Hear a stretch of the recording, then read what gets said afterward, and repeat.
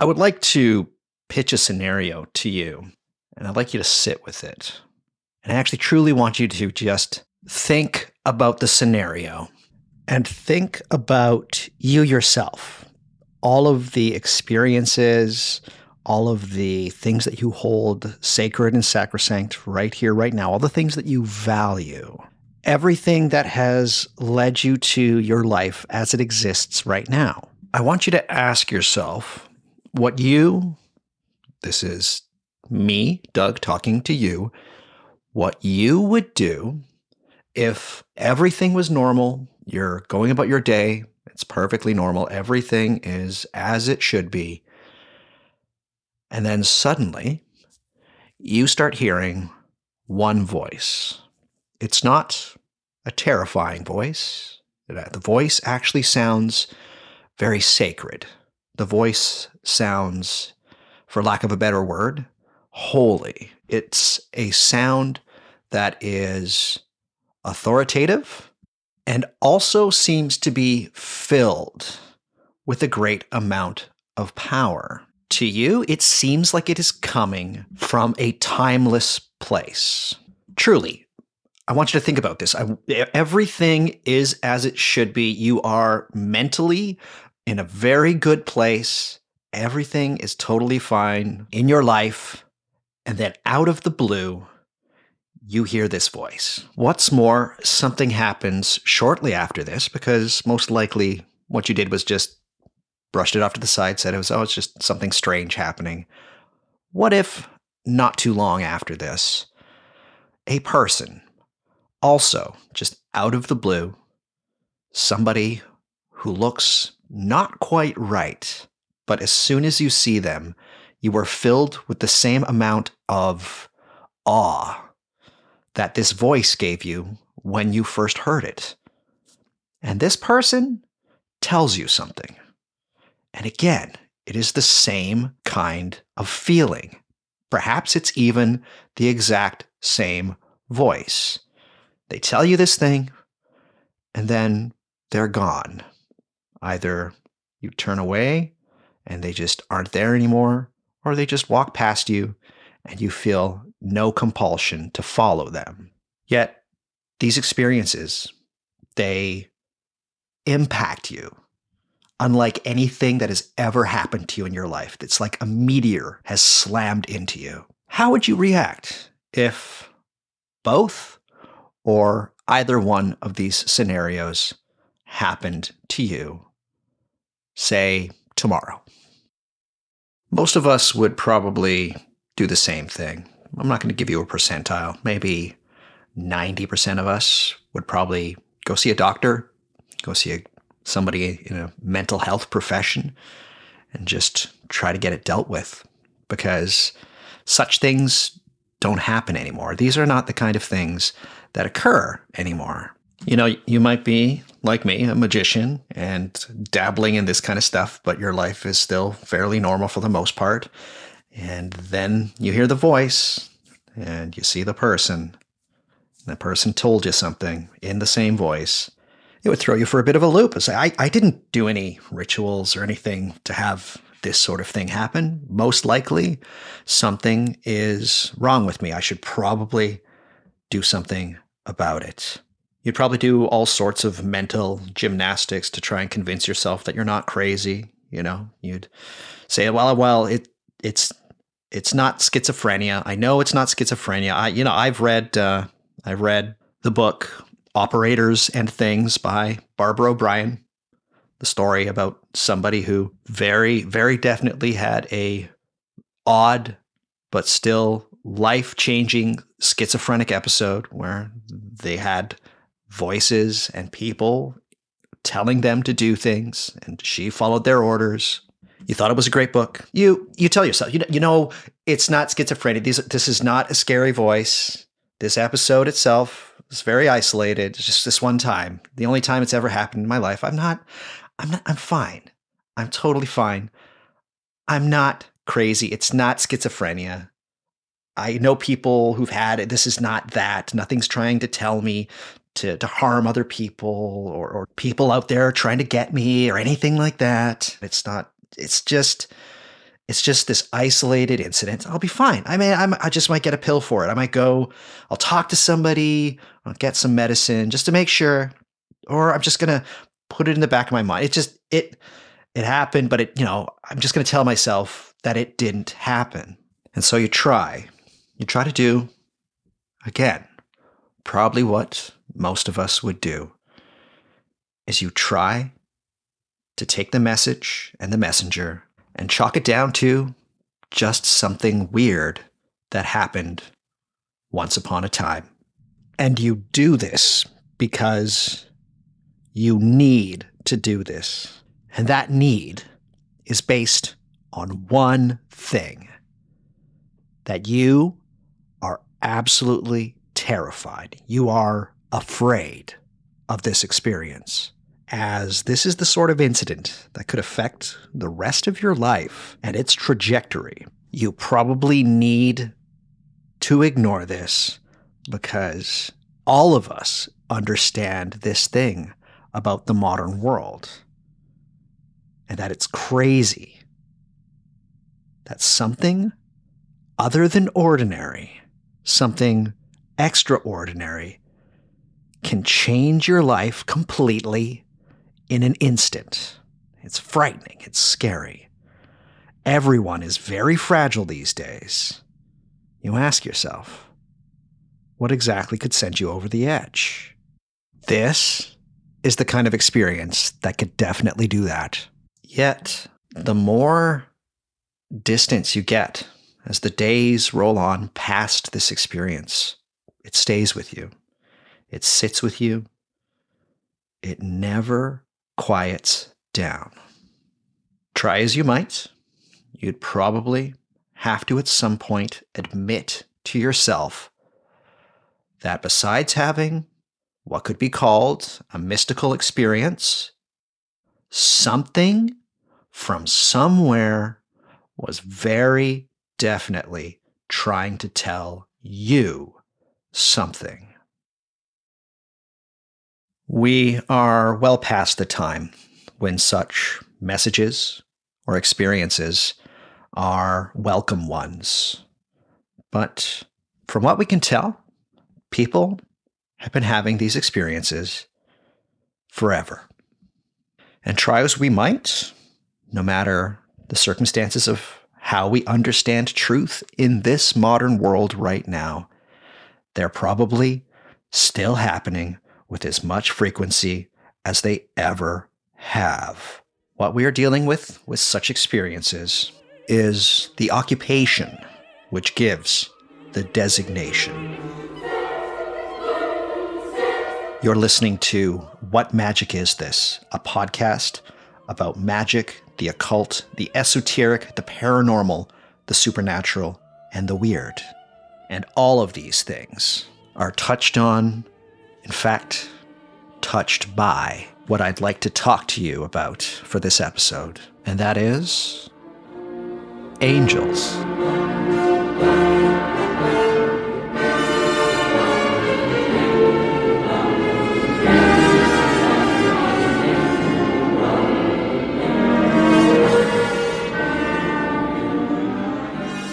Now, I know what some of you are going to say. You're going to say, Doug, I've actually had an experience like that, or I've had something very similar, and I'm sure you have, definitely, as I have had as well. And I'm going to be sharing an experience that I feel was in some way something that I would call an angelic interaction. Maybe, possibly. I'll talk about it at a couple of points throughout this episode.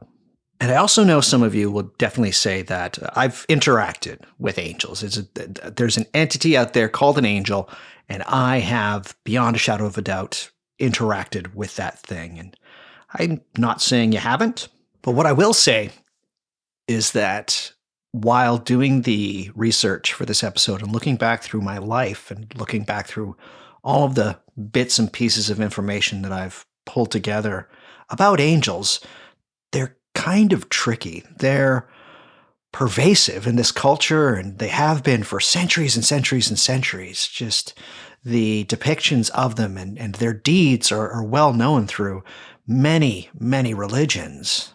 And yet, I repeat, they are not something easy to pin down. And so for this episode, what I would love to do is the same thing that I did for the ghosts episode, which is that I want to work with the idea of angels that you have in your mind right now. Most likely that's going to be something with wings, right? A human being, probably with some kind of a white gown or something like that, or maybe even a suit of armor, like Saint Michael, the archangel, but they've got wings, right? And they're always, popping by and saying something like, "Be not afraid," that kind of stuff.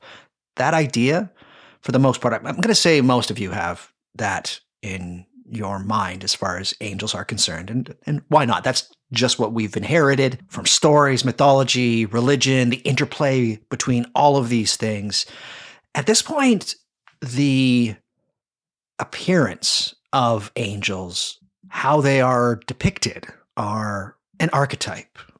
We know an angel when we see it.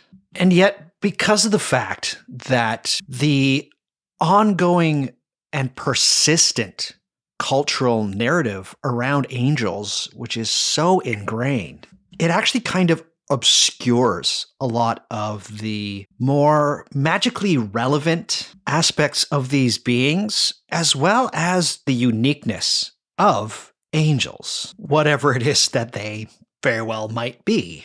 I would not be the first magician nor the first podcaster to say that angels are of near central importance to the Western magical tradition. Or should I say, at least the ambition to interact with angels. And so with that in mind, let us just start talking about angels and what they could possibly be.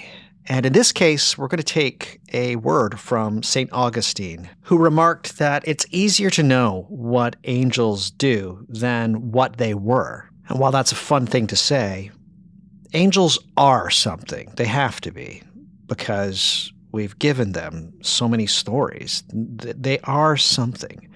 And in this case, we're going to go right down to the word angel itself, which is taken from a late Greek word, angelos, which just means messenger. The reason that it comes from this word messenger is that is the direct translation in the Septuagint, otherwise known as the Greek Old Testament, or it's the Greek translation of the Hebrew Bible in the original biblical Hebrew.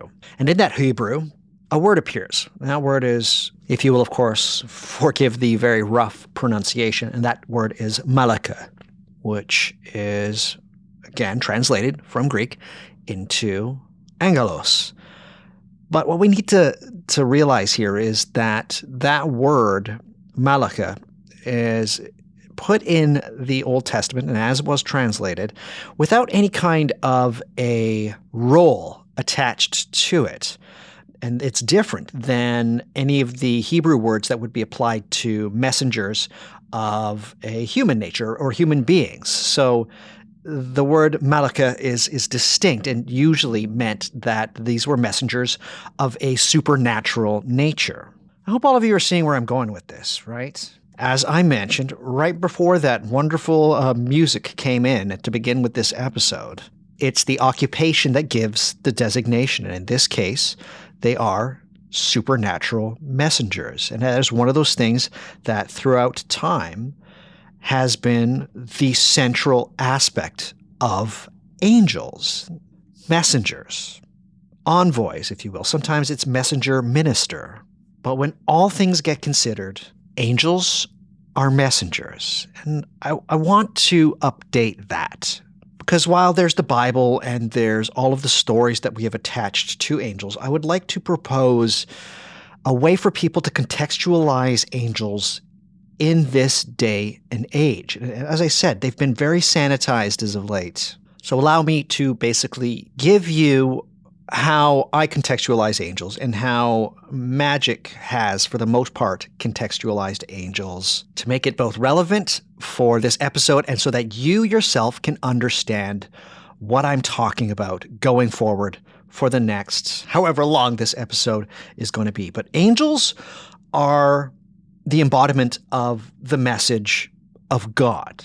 Now, I know that term for some people is a little bit dirty, right? And I know for some people just to be able to take things from a monotheistic viewpoint is a bit hard and it's a bit rough. But in this case, I'd also like to give you some more context to work with here. And just so perhaps by the time I'm finished explaining this to you, you'll be able to, put your hand on your chin and nod like, okay, I see. Okay, that I will accept. And so God in this case, and I forget where I heard this from, but I'm still going to go with it, all right?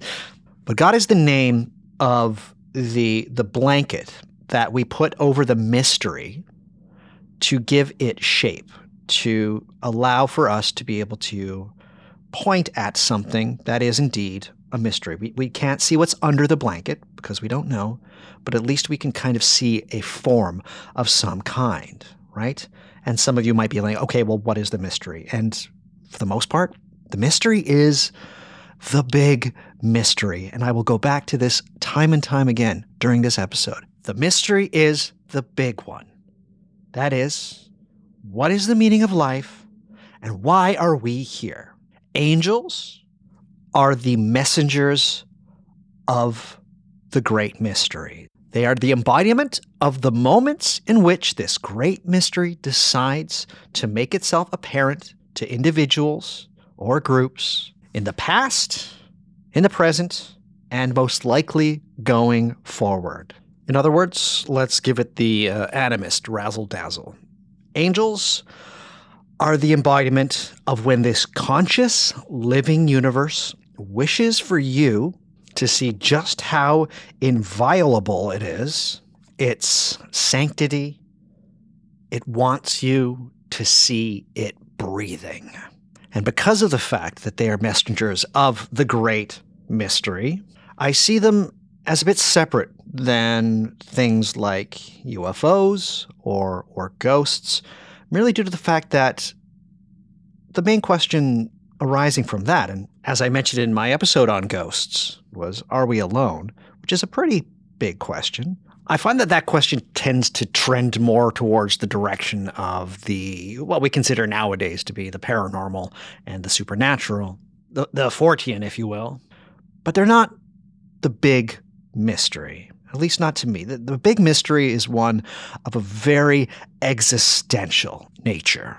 Lest I feel like I'm beating each of you over the head with this one. Angels are the embodiment of the message of the mystery. And guess what that means? That means that it has taken many forms and been told through many different stories and been embodied through many different ways, through art and through culture and through song and all of those things that have seemingly been with us since the very beginning. We are talking about something that is part of the human experience. Here in the West, they're angels. They're messengers, right? And allow me to throw another thing that I have no idea where I found it or where I came across it, but it has stuck with me to this day. It's about the functionality, for the most part, of these beings themselves that we call angels. It's that, try to think of them as like a locomotive train, right? You look at those things, you see a lot of power, you see a lot of energy there. They are awesome to look at. They're awesome machines. You look at that thing, you see something solid and powerful. And yet, they're on a track.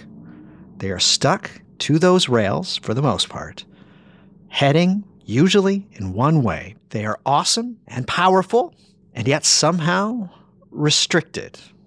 They are on track to do one thing. And for the most part, that is to be a messenger. I truly hope that has laid the groundwork for everybody here to be able to continue with this episode, right? I just want you to think a little bit about the mystery and those that relay them to us mortal human beings. Now, before we continue, I couldn't think of any better place to put this in this episode, so I'm gonna dump it here. While doing research for any of the episodes that I do, particularly, the solo episodes, I grab myself a ton of books and try to read as many of them as I can.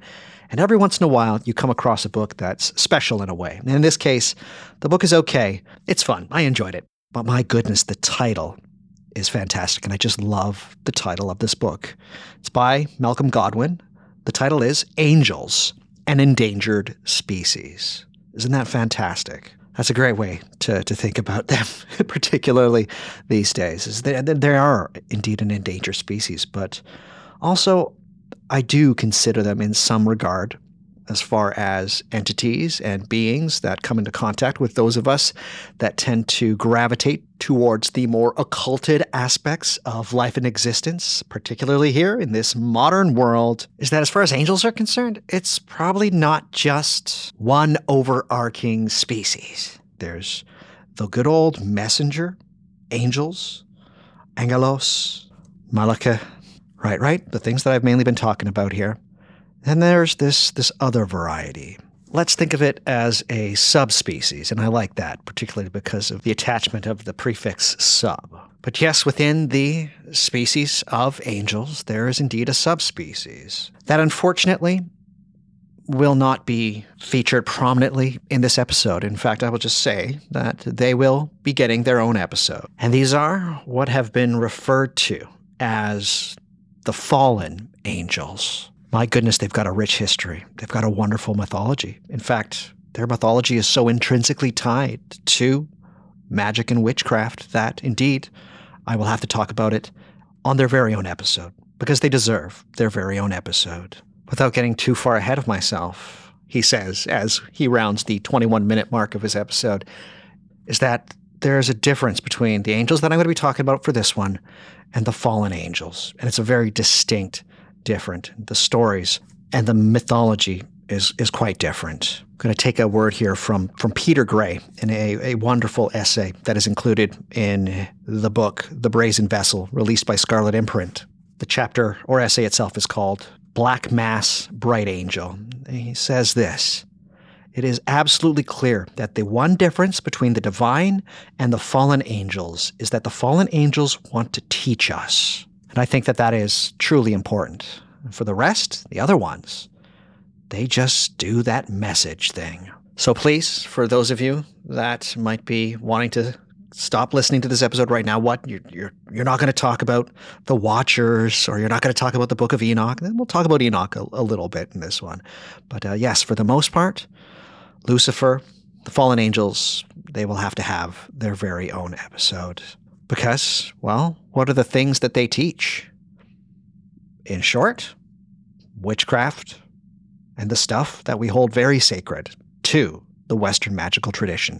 Stick around. This episode is still going to be wonderful. I guarantee you're probably going to learn something, or at least allow yourself to contextualize angels in a different way that will take these things that are just so seemingly cliche and give them new light, give them new purpose, to bring up the less familiar aspects of these overly familiar friends. You know, the ones that are, quite frankly, terrifying, and yet somehow central to magic and how we have practiced magic and how we continue to practice magic to this day. Speaking about contemporary magic, we truly lost one of its greatest contributors on January 17th, 2023.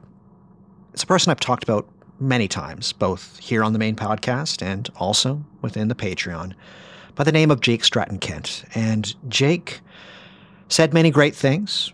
He also had his quips, my favorite being, magic is done in the circle, not by the square. But Jake had one bon mot, which was something that a lot of people have latched onto. And that was, "I don't do angels." Jake would say this. He said, "I don't do angels," which is a very interesting thing to say. And a lot of people have, asked Jake for clarification, and others have taken his words and just kind of abstracted from them as to what they think that Jake meant when he said that. Indeed, Jake, before he died, in the months leading up to his first stroke, he wrote a whole wonderful Patreon post about it. He was on Patreon, and I was one of his Patreon supporters. As soon as I found out that Jake was on Patreon, I was like, I have to support, because support your favorite artists on Patreon. Anyhow, he wrote a wonderful essay about why he doesn't do angels. And unfortunately, it looks like it is lost to time, as not too long after his first stroke, the Patreon was taken away, which is a real shame, as there was some great stuff on there.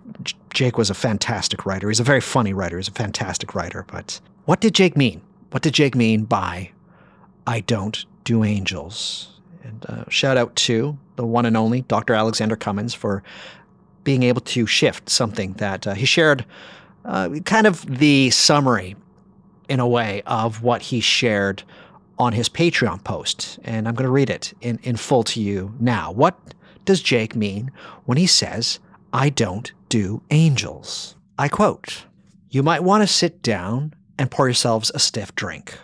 I don't really believe in angels. Like, at all. Why would I? With a chthonic-centered cosmology, where the underworld fulfills all the desirable functions of the alleged super-celestial world, have any time for big flappy things out there somewhere. Obviously, I'm familiar with the various conceptions of them, as I am with those regarding gods and the far more relevant demons, to me simply denizens of the sublunar regions, the only places I've ever done or experienced magic. Believing in them would be inconsistent and also completely superfluous. There's lots of names for entities knocking around, but no necessity to accept and believe in all of them as defined. Cramming all the often contradictory categories into some big but loose filing cabinet, ignoring all the inconsistencies, is just not somewhere I need to go. But Jake, surely there are angel names in some of the incantations you use. Well, they may be angel names to some people, but to me they are simply traditional names of power, as some alleged god names are. There's no indication, in many cases, that the grimoires understand such names the way they are understood elsewhere. There is significant scholarship that suggests quite the opposite. Also, many of these alleged angel names are names of fallen angels, which is just another way of saying demons anyway, with a dubious backstory. So I'm absolutely free not to follow a more orthodox line, while being consistent with whole swaths of traditional practice. It's not like religions go around believing each other's entities and stories. Why should a magic that is not catalog crazy be any different? So yeah, no angels, no transmundane deity, no demiurge, etc., etc. That's all other people's stuff. And neither I nor anyone else are under any obligation to believe any of it, let alone act on it, out of some sense of unreciprocated ecumenicalism. I work with the grimoire I work with, and the entities it mentions or emphasizes have a cosmology and pantheon that fits it, and nearly everything else is just for study purposes, whether of religion or of history." End quote. In a way, I agree with Jake in quite a bit of what he says here, particularly with the regards to how his magic is not catalog crazy, as I consider my magic to not be catalog crazy. I don't need everything to fit in certain boxes and places like that. And a while ago, I would have definitely agreed with Jake that it is hard to categorize an entity as an angel, seeing as how there's this expansive variety of experiences and traditions that all get lumped in with angels. And particularly as one goes through the history and the stories that get ascribed to angels, again, particularly with the fallen ones, and Jake does use the word dubious, I understand so much why Jake takes this position. The reason I bring it up is because this skepticism about angels is indeed a healthy one, particularly as angels are so central to what we do here in the Western magical tradition. But what's unfortunate is that there are angels.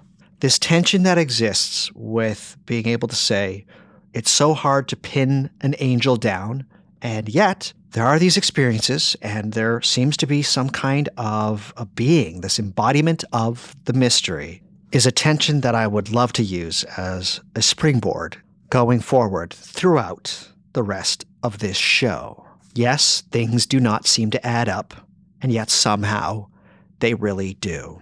Most of the time when people would like to begin to talk about the history of angels, besides the etymology of what I went through with where the word angel comes from, but so far as the original stories of angels and their origins, a lot of people would start with something like the Bible or the Old Testament. And truthfully, maybe one of the worst places. It's a great, a great reference. But most of what we know about angels comes from outside of the Old Testament and outside of the New Testament, the things that we consider and call the Bible today. What's more, there's lots of things in the Bible that have been changed as we've moved forward through time, particularly to do with divine entities and beings named in the Bible later being ascribed and being added to the pantheon of what we would consider to be angels.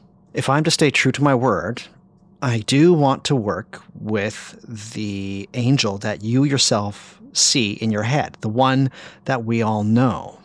Where did they come from? Where did these messengers, where did these winged beings, where did these things happen to start? What were their origins? What's very unfortunate about the origins of angels is that we can't point to one place. And when something like that happens, we know that this is not because of the vagueness of what they could be, but more so due to the fact that they are old. One could use the word prehistoric.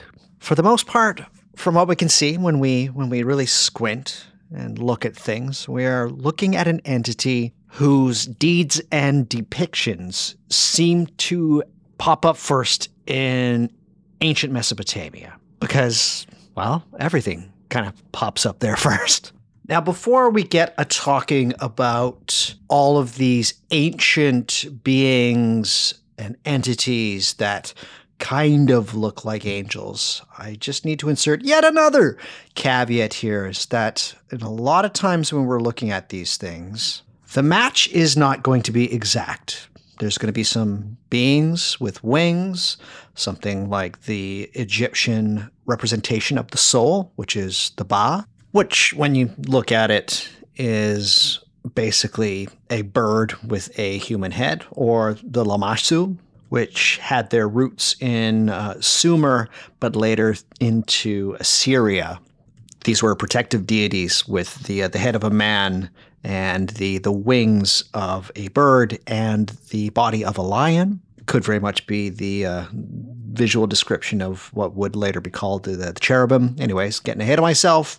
We cannot for certain say that these are direct ancestors of the angel that we have come to know and love to this day.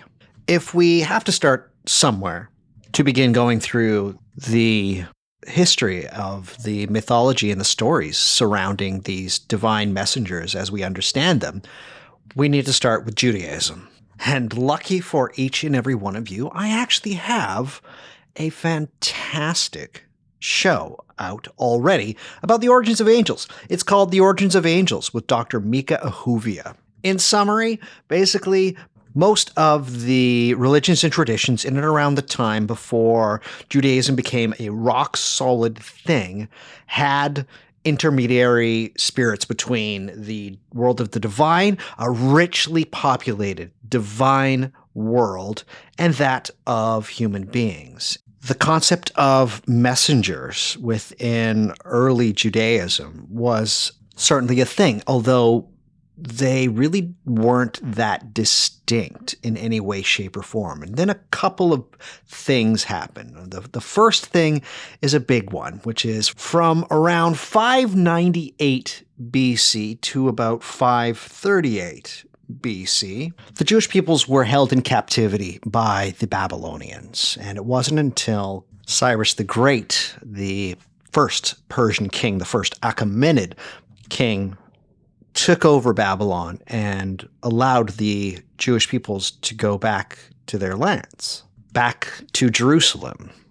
It was probably while they were there in Babylonia that these somewhat indistinct messengers within Judaism got a huge upgrade, and it was most likely due to their interactions with the Babylonian traditions and spiritualities, one of those being Zoroastrianism. Now, this is not the time nor the place to have the debate as to whether or not before the Babylonian captivity of the Jewish peoples, the Jewish faith was monolateral as opposed to monotheistic. Monotheistic, of course, being belief in one primary God. Monolatrism being the acknowledgement of other gods. But that, one of them is the one that you should probably worship kind of stuff. This God also has a council, there's a host, there's armies, there's other gods, basically. Again, not time nor place. But let's take a real look at what was probably going on, and let's maybe put ourselves in their sandals if we can. What you have is a previously persecuted and exiled peoples, again allowed to return to what they consider their homeland, and you have them still surrounded by large empires, large groups of people that seemingly have much more power than they do, but also an entire pantheon of gods. These cultures and these empires certainly had much more power. If your ethnic group and your traditions are, in this case, needing to survive, it has to be distinct. And what needs to occur is that you have to make one God incontestable if your people and your ways are going to survive. And so what are you going to do in your stories and within your mythology? You're going to have the acknowledgement of other gods, but that your God is by far the best and utterly unapproachable by any of the other gods. To the Jewish peoples, this God was Yahweh, and Yahweh needed to be universalized. Universalized for all the Jewish peoples, even those outside the borders of Israel. It is during a period of time, and it's called the intertestamental period. It covers a period of time between the last book of the Old Testament and kind of the first century AD, what is known as the Apostolic Age. At this point, Alexander the Great has done his thing. He has taken over a lot of the territory in the Eastern Mediterranean, as well as Egypt. Of course, Greece is his. This is the Hellenistic Age, and an enormous renegotiation of the Jewish heaven occurs in this period of time. And this is such a fascinating period of time. I wish we just had a bit more knowledge about what was going on. But from what we can see is that the gods mentioned earlier suddenly become angels. In the Septuagint, we see the translation for gods suddenly become angels. But what occurs, because this God needs to be incontestable, they need to be greater than everything else that surrounds them, is that an enormous gulf had to be put between Yahweh and everything else. So a lot of things were made into being angels. There's a Dead Sea Scroll called Songs of the Sabbath Sacrifice. It is also known as the angelic liturgy. So yeah, there you go. We think it comes from around 100 BC. What is very interesting about it is that in that, things that are referred to as holy ones or angels, as well as things like spirits, they're referred to as Elam. In other words, gods. Now, this kind of renegotiation of the heavens during the Hellenistic age, particularly within Judaism, means that a lot of the attributes and the stories of these divine beings, they don't really have any kind of congruency to them. In a way, this falls in with Jake's argument earlier, just about how it's tough when a lot of these things seem very different, but then they're just all called one thing. Some would see what is happening here and they'd say that it is in some way a diminishment. Skeptics would also just say that this renegotiation and the taking of celestial beings and that gulf that exists between them and the one true God had to happen for very specific reasons, and those reasons are more theological than phenomenal.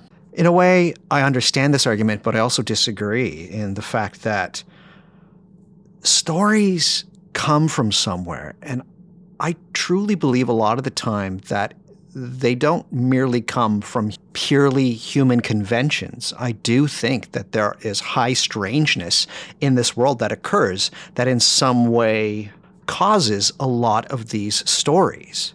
In fact, I think that they are the main influence on a lot of our mythology. I think phenomena experience shapes a lot, particularly as we look back through time. This is the convention of people like David J. Hufford, who I have talked about before, particularly on my spirits episode. I also think that there is a lot to be taken and abstracted from in the polytheistic roots of the story of these beings called angels. Let us continue to stick with Judaic angelology, and I shall repeat myself that probably one of the worst places to learn about angels, albeit it is from where a lot of the more literate traditions around angels come from, is the Bible. And the Tanakh, otherwise known as the Hebrew Bible, does indeed have angels in there. As far as literate traditions of angels, this is the big one. This is where, for the most part, everything else comes after. It is always a dangerous game when one tries to apply numbers and statistics to the Bible. But for the most part, angels are mentioned over 200 times in the Old Testament. Most of the time they're doing that angel messenger thing, but they have other things that they do as well, some of them a bit weirder and kind of scarier than we'd like to imagine. There are the destroying angels doing things like, killing 185,000 Assyrians, also with the capacity of destroying cities. At one point, they were said to have wanted to destroy Jerusalem. The big one for the most part, particularly in what we consider the Old Testament, is a character called the angel of the Lord. And my goodness, there are so many debates about this thing. Not going to get into it, but is it God or is it an angel of God is an interesting one. In fact, I believe the first appearance of an angel is the angel of the Lord speaking to Hagar right by a stream, and that occurs in Genesis 16, so fairly early, right? What's also cool about this early encounter with the angel of the Lord, or the first appearance of so-called angel within the Hebrew Bible, is it introduces a trope that I will talk about a little further on up the road here, which is one that once Hagar has spoken to the angel of the Lord, they are surprised that they're still alive. That the awesomeness of this divine being, again, debate whether it is God or a messenger, envoy of God's message, but that's still a powerful entity. Hagar's like, woo! Kind of surprised I'm still alive after this crazy, awesome experience. But again, for the most part, they're messengers, they're intermediaries between God and people, sometimes protectors and warriors. But for the most part, they seem, particularly to our eyes now, they seem to be somewhat unremarkable, in description at least, right? Going off of what we have. Again, talking about specifically the Old Testament, the Tanakh. Now, some of you might be, hey, wait a second here, Douglas. I spend time on the internet. I know my way around there, and I have bumped up against these memes that are quite fun. And it is here where I will open up not so much a can of worms, but just one of these things where when I do have to correct people, I normally don't, because I just want people to have their fun. But let's talk about biblically accurate angels. And of course, when you come across this, you're going to see some crazy stuff. You're just going to see beings with 6 wings, and 2 of the wings are covering their eyes, or you're going to see sets of wheels with wings attached to the wheels and eyeballs sticking out of those rings, and they're all interlinked and they're all moving around and all of this kind of crazy stuff. And people are like, well, those are the biblically accurate angels. And guess what? They're not. At no point are these things, which I will get into, but at no point are these things as they are described in the Bible, described as angels. Ergo, biblically accurate, they are not. You want a biblically accurate angel? What it's going to look like is going to be a dude. Seriously, it's going to be, they look like us. None of that wings, none of that, just they've got their robes, probably have sandals. That's it.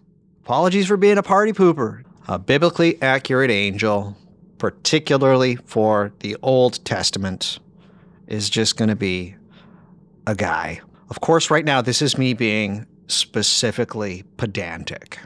The things that people think are biblically accurate angels are never described as being angels in the Old Testament. The things that most people have in their minds right now as biblically accurate angels are different divine entities. For the most part, when people are talking about biblically accurate angels, they are talking about seraphim, cherubim, and ophanim, not angels. These things are never talked about as being angels within the Bible. All right, now if everybody will forgive my pedantry, the reason I'm doing this is because I'm trying to make a point here. And for the most part, it goes back to that thing that I said earlier, a couple of minutes ago.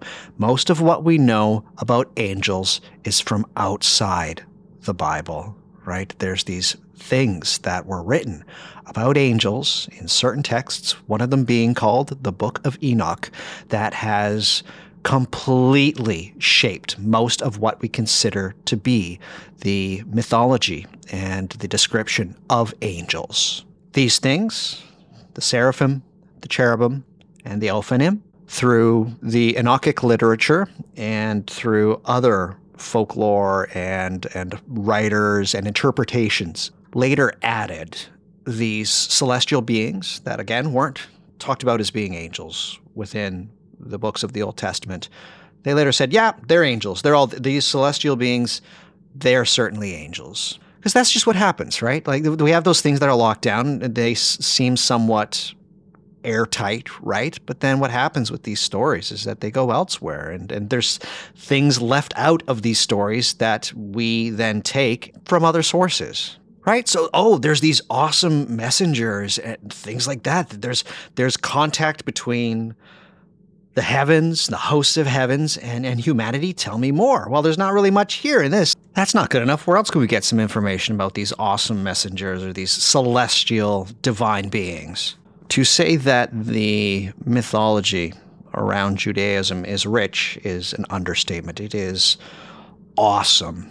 There's a wonderful book called Tree of Souls by Howard Schwartz. If this kind of stuff is interesting to you, and not just angels, but a lot of the wonderful and amazing stories that some of you might be familiar with, this book is an absolute treasure trove. It's kind of mind-blowing, the things that through the mythology of not just the stories themselves, but the interpretations of the stories and the interpretations of the interpretations and all of these kind of things, and things from outside, the Zohar, and even aspects of Hecalot or chariot mysticism, having to do more so with the vision of Ezekiel, the visions of entering heaven alive. That's where the ophanim come from, specifically. Those wheels within wheels with the eyes on them. The mysticism and stories of what angels are capable of that occurs outside of the Hebrew Bible is crazy.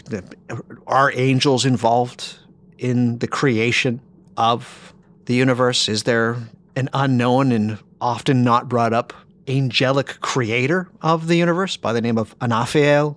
The centrality of the belief in angels and what they are capable of and the stories that surround them is, for my money, perhaps the easiest entry into learning more about Judaism. It's probably one of the best entry points, particularly for those of us who grew up with the stories of angels being, as I said, very sanitized and very clean and just boring. Angels are not that, nor the celestial beings, as I said, that later on through Enochic literature and things like that, and folklore that have passed through time since the intertestamental period. And I'm talking specifically about Judaism here. If we do as others have done and why not, include these other divine beings in with angels, then certainly the cornucopia of weirdness gets increased. Seraphim, or singular seraph, is one of the places where the attribution of celestial divine being having wings, really taking that ancient, mere prehistoric divine creature having wings thing and being very blatant about it. The seraphim, in which in the book of Isaiah has a vision of the Lord sitting on his throne, and there are seraphim there with 6 wings. 2 of the wings are covering their eyes, and 2 of the wings are covering their feet, and the other 2 are there so that it can fly. Their job, for the most part, is just to let you know that God is awesome. The word seraph itself is used 7 times in the Hebrew Bible, and not always for the same thing. It means burning. It also means serpent. There's not really a consensus as to how those 2 became connected. But the time when seraphim is talked about as being a divine entity is only in the book of Isaiah through this vision. But yes, it seems that it has some roots in Canaan, as well as most likely from even earlier in the ideas of thrones and rulership put through ancient Egypt, with a symbol called the uraeus, which is an upright cobra, a cobra that is doing that very cobra thing right before it strikes you. It kind of like seems like it's standing up, which was significant for the ancient Egyptians. It represented sovereignty and divine power through the pharaoh and royalty. Then, of course, there is the cherubim. And if we are to consider cherubim to be, again, outside of the Bible, considered a class of angel, a kind of angel, then actually they would be the very first mention of an angel within the Old Testament. Adam and Eve have, pissed off God. God kicks them out of the Garden of Eden. And what does God do? He puts a couple of cherubim to guard it, as well as a flaming sword. Can't come in here. Can't come back to the tree of life. Sorry, you guys. I got these protector, defensive, guarding celestial divine beings here. These are the weird ones. Like, yeah, the seraph with the 6 wings, that's kind of strange. But the cherubim, they ain't those ones that, everybody knows from the Sistine Chapel, right? And they kind of look like they're resting their arms and kind of bored looking. Those are actually a putti, which is a whole different thing than cherubim.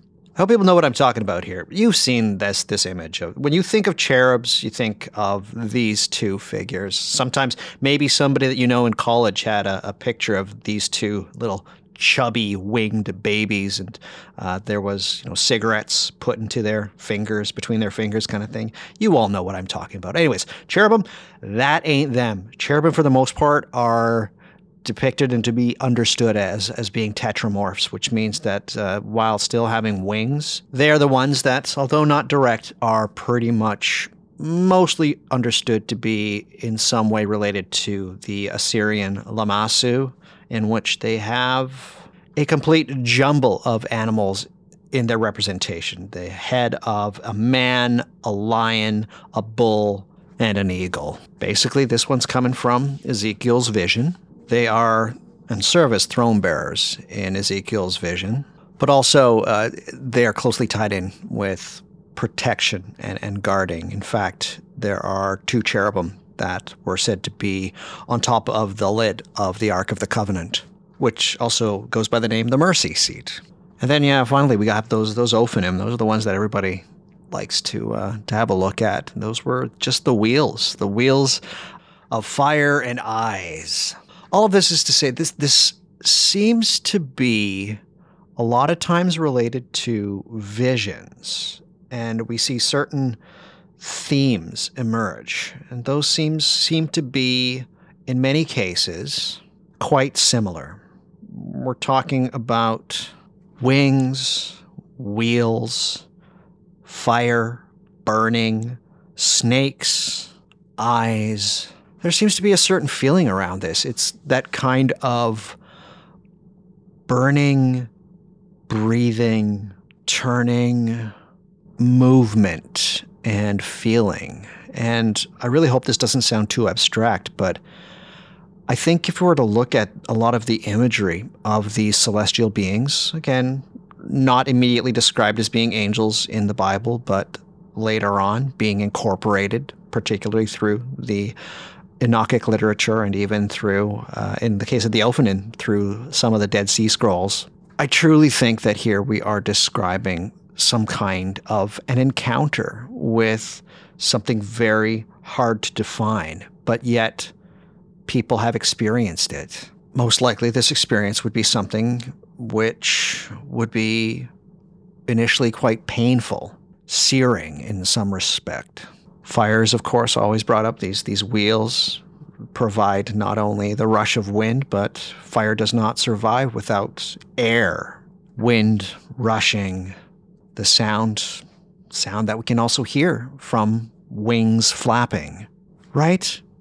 And again, I really truly hope this doesn't sound too abstract, but I think when we start to look at the imagery, the sensations of a lot of how these things are described seem, to me at least, fairly familiar. I think that also speaks to the popularity these days of the rediscovery of these celestial, divine creatures, these divine beings.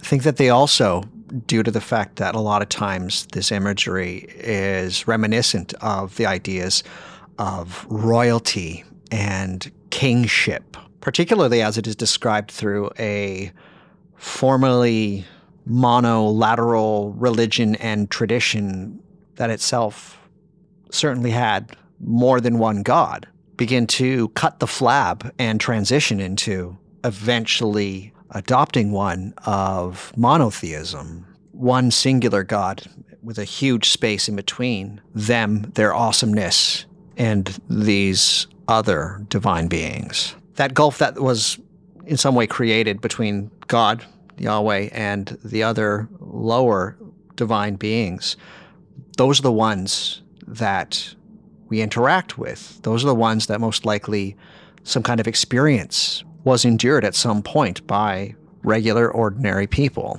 which allows me to transition here. And it's going to allow me to transition into another aspect of somewhere that I'd like to go. And I will do that by using the doorway of another very familiar trope of the angel. And that is, for some reason, the angels in the New Testament are quite fond of saying, "Be not afraid," or "Don't freak out." Now, there's some wiggle room because a lot of times you'll come across this thing that says the angels or some kind of celestial being or divine being is saying like, "Fear not," or "Don't be afraid," or "Be courageous," and that kind of stuff. It all gets muddy with translations and how it's translated, etc., etc. But with this one, I want to say, why are angels always saying, "Don't freak out"? Well, it's a wonderful little way, again, of how these stories get changed. And without making too fine a point of it, basically what happens is that there's some muddied water, particularly involving these texts, in which in Exodus, at some point, it is mentioned that if you do see God, you blow up. In Exodus 33, "You cannot see me and live." Which is a bit of a bugaboo because at a lot of points in the Old Testament, there's visitations by God, seemingly, with other people. And so you have writers going in and they change it. They put in Malak before the Lord, angel of the Lord. So it's a bit of an editorial convention, to be sure. And that convention then becomes a motif because when the New Testament was written, they were trying to mirror what was occurring in their influences, i.e. these older stories. And so they have these angels when they show up, in this case specifically, the big one that everybody knows, when Gabriel appears to the Virgin Mary to announce that there's going to be a little baby on the way. They're like, "Hey, you're not going to blow up. Don't be afraid. It's not God. It's a messenger of God." But yeah, for the most part, that all comes from these interpolations of older stories in which God is not supposed to be able to allow you to live once you see them. But for some reason, there are tons of visitations of God talking and visiting with people, which was then changed to angels. So what did those angels do in the New Testament? Well, for the most part, they are still blatantly messengers. They also do some other stuff, breaking people out of jail and rolling rocks away from tombs, but also doing some more cool stuff, which is like being a psychopomp, right? And leading people to the afterlife. Interesting. Without going into the Book of Revelations, angels certainly do play a huge part of what occurs within the New Testament. And just like Judaism, there is not only the influence of Judaism, but there's also the influence of mysticism and folklore and traditions from outside of the texts of the Bibles. In fact, there is an ongoing debate that seems to rise and fall almost every 10 years or so as to the proliferation or lack thereof of cults worshiping angels, particularly within early Christianity. Although one can say, certainly, that because we have evidence of laws against the worship of angels in ancient Israel, it probably means that some of that was happening, right? You don't outlaw something that's not happening. Another example of something a bit more concrete was a synod of 30 Christian clerics in the middle 4th century AD, the Council of Laodicea. They have, written in Greek, of course, Canon 35, which goes like this.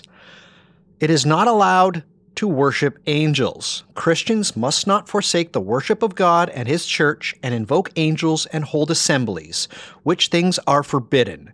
If, therefore, someone is found engaging in this covert idolatry, let him be anathema, for he has forsaken our Lord Jesus Christ, the Son of God, and has gone over to idolatry.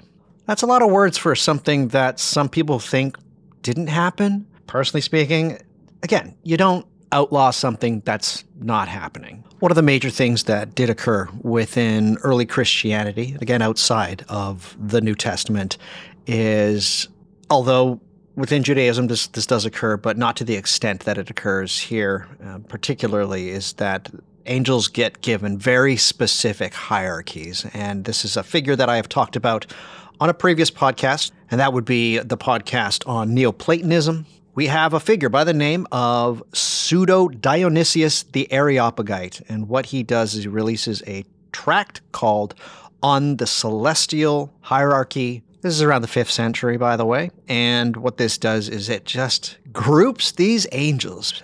It is an extraordinary influential text, and influential also within magic. I will touch on this. Please, bear with me. We got some magic coming up, trust me. You got 9 levels of spiritual beings and 3 orders. Highest orders, Seraphim, Cherubim, and thrones. Within that, those things that I was talking about, those wheels with the eyes and the fire, the Ophanim, those are there. Those are considered thrones. The middle orders, dominions, virtues, and powers. In the lowest order, you have principalities, archangels, and finally, just them regular angels. What this does is kind of kickstart the rearranging of where angels are situated within the heavens. This was very popular in the Middle Ages, but also in a way, and could be argued, some would definitely argue, but from what I see, this is what kickstarts the true deep angelology that exists within Christianity and within the Western world.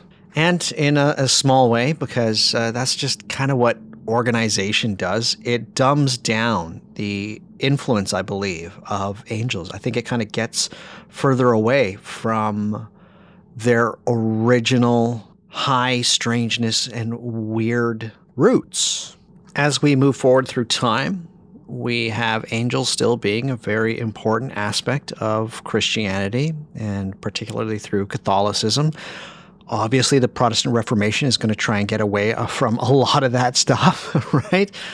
To the point now where I see angels being so utterly toothless that the kind of thing that originally made angels so special, so unique, and although Jake would argue that a lot of things just get dumped into the category of angels, which dilutes their true identity, I still see throughout time, particularly through their interpretations and the way in which they are portrayed, something unique and distinct about the entity that we have called angel. What we have now, for the most part, is such a sanitized figure. The New Age, of course, has done a number on this. Everybody sees angels now. Everybody talks to angels now. The angels are just, they're as ubiquitous within magic as well as seemingly daily life as no other entity can be. They're just so normalized now. And in a way, myself and others have lamented this fact. To use the words of Peter Gray once again, they have been rendered anathema. I see the exasperation, and I would like to, again, draw people's attention back to why angels became angels, how that happened. And I truly think it is because of that initial mystery, because of these kind of things that have been described elsewhere as mystical contact experiences, contact events. A lot of times, they're very individual, one-on-one, described as such through scripture as well as oral mythology. The most unique aspect of what is occurring is a message. I was 24 years old. My life was pretty much rudderless at this point. I had had a film production company which had completely fallen apart, spending thousands upon thousands of dollars in legal fees trying to get equipment back from my former partners. I was broke. I had no direction, no lovers, no partners. I felt very alone. Some would say that I was just waiting for some kind of message, some kind of direction even, something to happen. At this point, I was never really living in one place. I lived out of about 6 garbage bags, and I would find a place to sleep for 3-4 months period of time, and then I'd find another place to sleep. Usually it would either be with family or friends. I was not in a good spot. I've been in worse spots in my life, but at this point I was certainly not in a very good spot. And I decided that I needed to go out, needed to go camping. I just needed to get out of a city, just away from other people. So I decided to take myself and my father at the time to a place that had provided me some vestige of joy when I was younger, to a campground. I was going to bring a tent. We were going to hike into this specific spot in what is called Kananaskis in Alberta, not too far from where I was living at the time. But it was a campground that I truly loved. But what's more, there was a hike that I really wanted to do there, a hike that I was very fond of. So that's what happened, is my father and I, we went camping. We spent our first night there. It was lovely. We had some beers, ate some Smokies, fun times. It was just kind of like old times, right? But it was just me and my father, who at this point I was actually kind of having a bit of a complicated relationship with. He had separated from my mother about 6-7 years before this. And it wasn't that he wasn't in my good books. He wasn't in my bad books. He had recently done something that I was not too fond of. But with this camping trip, I just kind of wanted everything to, smooth it over. We'd be okay. We'd drink, we'd talk it out, right? First morning that we got up, we decided that we were going to go on this hike. So that is exactly what we did. It was lovely, beautiful. The Rocky Mountains are a special kind of beautiful, particularly in Kananaskis in Alberta. It was hot outside. It was 22 degrees or so. This was the middle of summer. There was still snow up in the mountains. I was dressed basically in a button-up short sleeve shirt and shorts. But yeah, I would be there and pack some snowballs, and those snowballs I'd throw at my dad. It was pretty fun. There was a part, though, however, that I wanted to go up. I wanted to go up this one band that kind of looped around a ridge. We were pretty high up already. It's not like Everest high, obviously, but we were pretty high. The air was a little bit thin up there, right? And I told my father, I'm gonna head up there, and he said, "You know what? I'm okay. I've got some snacks here. I've got some lunch. I'm going to have some lunch. You just go up yourself. I'll stay here and I'll wait for you to come down. There's really only one way to come down. I'll be here. I'm just going to relax. My father at this point was, I believe, his late 50s. Anyhow, he just told me, just walk. Just go, do your thing. I'll stay here. So I did, had my backpack, started walking. Wasn't that far to the area that I really wanted to get to. It was only about 25 minutes to get there. And I got there, I reached my destination. It was wonderful. It overlooked a lake that was kind of like nestled within the mountain itself. Anyways, just stunning vista, wonderful view. It was fantastic. Stayed there for about 15 minutes just having a look. Of course, you're up a mountain. The air is thin. I just mentioned that. The air up there, it's not the easiest to breathe. You can breathe, but yeah, there's some altitude that's happening there. But it was time to go back. It had already been close to an hour. I was like, I should probably head back to my dad and finish our hike and just back to the campground. Drink some beers, eat some smokies, make some beans. Awesome. Everything's good. I start to make my way back. I go no more than 15 paces before it feels like I have been shot with a shotgun slug. I am fixed in place. It is almost as if something has completely stopped my motor ability for my body to go forward. It felt like my head could lean forward a bit, but the rest of my body would just not be allowed to follow. My immediate thought was that something was very wrong with me, that I was having a heart attack or a stroke or just something really wrong. And I think in seconds, I started perspiring, or at least it felt like that. I couldn't move, and I didn't want to. I just stayed in this state for what felt like 20 seconds before just something. It wasn't as blatant as a voice in my head or anything like that. It was just a strong notion to turn my head to the left and to just look out first and then look up.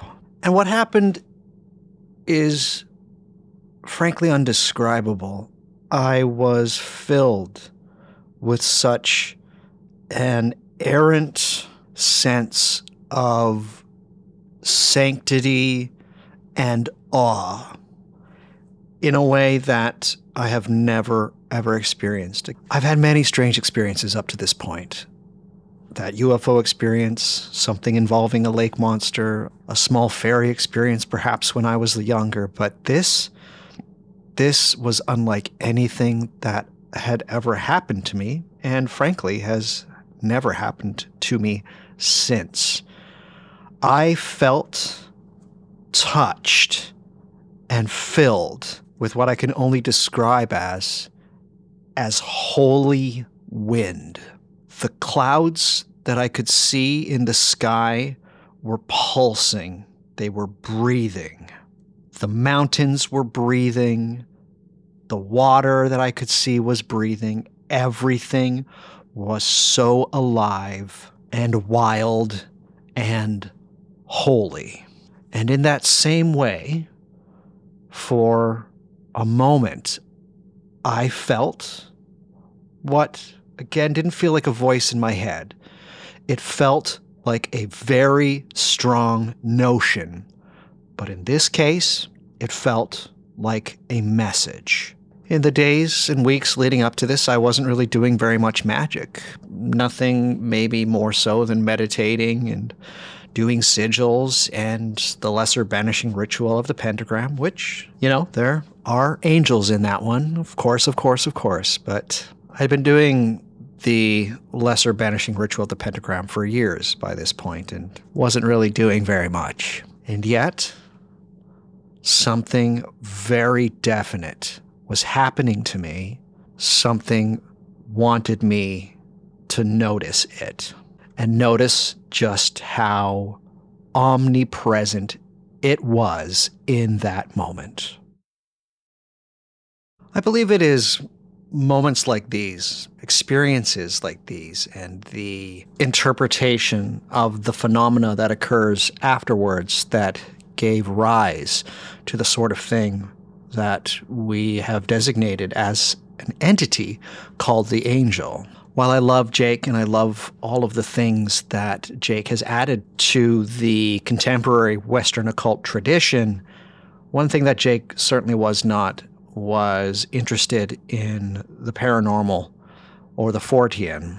And while he has described certain experiences that would tend to go in that direction, for the most part, while I understand that Jake wanted to situate himself in the places where, in his own words, he has experienced his magic and the spirits, unfortunately, I can't subscribe to the fact that I won't believe in something because it is a little bit harder to pin down. Angels and the mystical contact experiences, which has inspired not only the entity that we call angel here in the West, but many different things in many different cultures. The issue, I think, comes from us having too much variety of experience, and also that the phenomena can be listed and labeled in other ways. The two most obvious ones are UFOs and alien abductions, as well as fairies. The question becomes whether the UFOs that we see in the sky or the experience of meeting so-called aliens during abduction experiences and everything that is wrapped up within that phenomena are angels. I get asked this question via email quite often, and I wish I had a solid answer. For the most part, as far as my comparativism goes, those experiences tend to map a little closer to the fairy experience, although, as mentioned in certain places, there is a belief that the fairies are indeed fallen angels.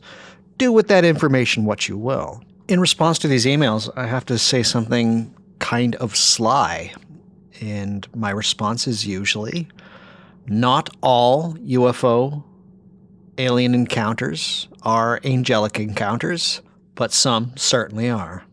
But then it becomes a bit of a game of how do we define an angelic contact experience from a fairy contact experience, and everything gets really muddy, and we go right back to what Jake was saying. It's hard when we shove a whole bunch of things into a very tidy category. Hell, it becomes hard when we create the categories to begin with.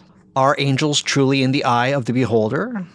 There is a bit of an argument to that. Could it be that, atheists, for the most part, atheists and agnostics for the most part, have UFO alien experiences, and religious folks, those filled with a kind of faith, have angelic experiences? One can never be sure. I will say, however, that while I have had a ton of strange and weird things happen to me throughout my life, the experience that I had, the one on the top of the ridge of that mountain during that hike, is to my mind the closest that I feel that I have come to the kind of an experience that gets designated as a meeting or a message from an angel. And while I've had a lot of these experiences, and I also have done a lot of reading and research about certain kinds of mystical experiences and paranormal experiences and supernatural experiences, it's actually from an atheist that came the closest to describing the kind of mystical experience that I had that day. This atheist is a person that I'm sure is very familiar to quite a few of you listening. Her name is Barbara Ehrenreich. She was a fairly famous author and political activist, passed away, I believe, in 2002. She wrote a lot about class and the American dream, and even wrote a book about people's obsession with health and how scared we are of death. But it was in 2014 that she released a book called Living with a Wild God, a non-believer's search for the truth about everything, in which she relates how, when she was younger, she had what I would very clearly put down as being a great example of a mystical contact experience. In other words, I'm pretty sure that Barbara had contact with an angel. I don't want to summarize the book here or give you too much details. If you're a fan of Barbara's work and you haven't read this one, read this one. If you fall a bit more on the atheist agnostic side of the whole magic and the occult thing, give this book a read.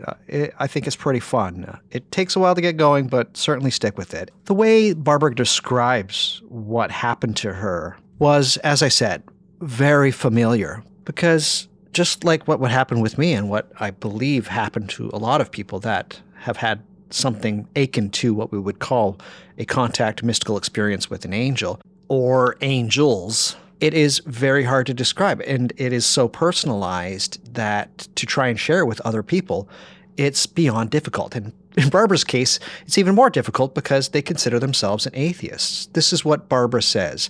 I quote, "What would I have said? That I had been savaged by a flock of invisible angels? Lifted up in a glorious flutter of iridescent feathers, then mauled, emptied of all intent and purpose, and pretty much left for dead?" End quote. For people that have experienced this sort of thing, and this goes across the board for a lot of mystical and paranormal experiences, it's very personal, and yet somehow seemingly universal. It feels like you're the only one that it's happened to, and yet some part of it, some part of the interpretation after you've experienced it, tells you that this has happened to so many other people.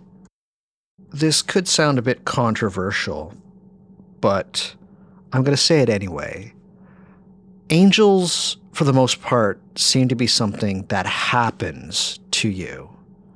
They seem to be fairly hard for you to make happen, for you to call, and they answer in the way that they have to so many throughout the ages. It seems to be difficult to make angels happen. And yet, many have, and many try. And in this regard, it is the attempt to contact these heavenly beings, these creatures, that has added so much to the Western magical tradition. If we look at the tradition as actually having some kind of a trajectory, that the Western magical tradition is indeed a continuum. Angels are right there at the very beginning. They're playing a role. They have a part.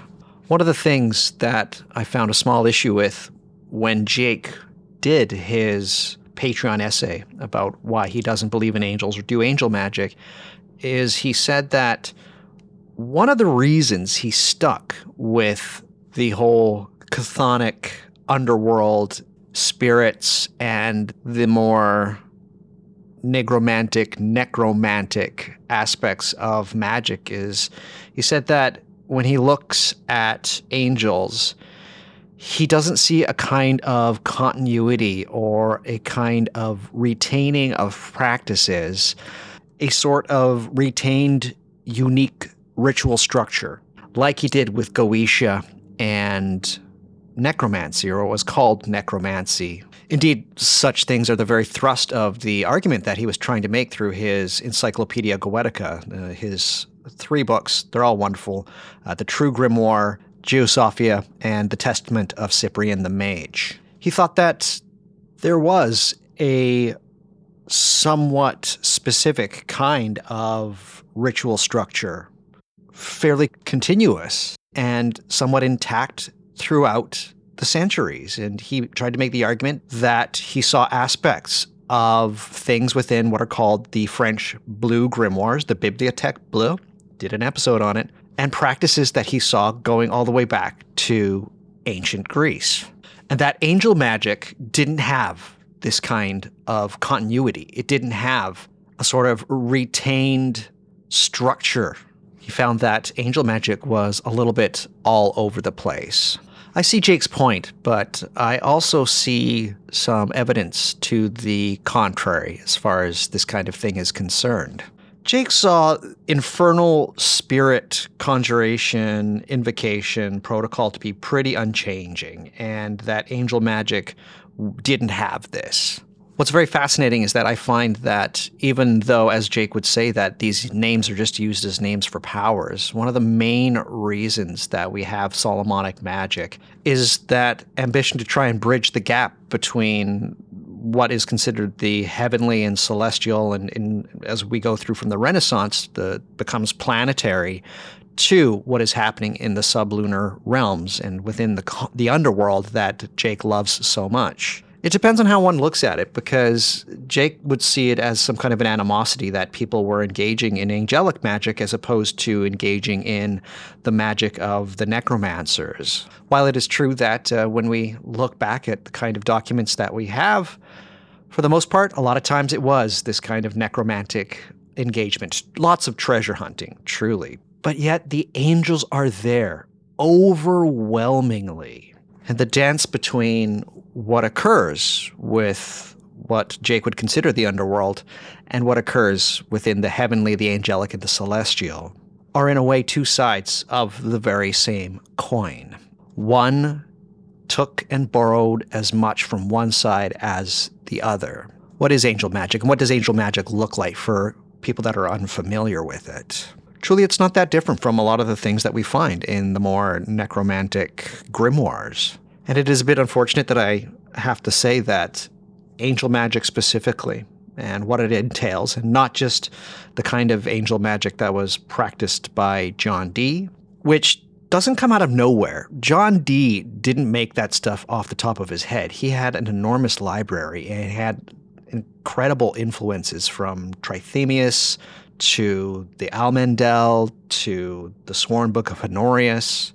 Angel magic within the West here specifically is such a wonderful smorgasbord of influences as well, that just like the fallen angels, it too demands an episode all in and of itself. Well, what can I say about angel magic? Well, for those that know me, they know that I don't like to go any further back than the Greek magical papyri. Are there angels there? You bet there are. There's angels doing strange stuff. I'm going to direct your attention to one specifically because it basically kind of talks about what I just talked about two sides of the same coin, the underworld and the heavenly world. There's PGM 4, 1 to 25. So this kicks off the scroll known as PGM 4.